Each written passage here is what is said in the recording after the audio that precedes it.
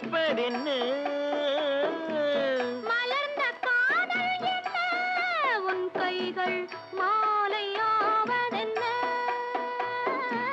வாழை தோரண மேளத்தோடு பூஜை செய்வதென்ன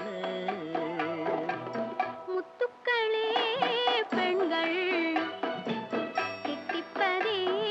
கன்னம்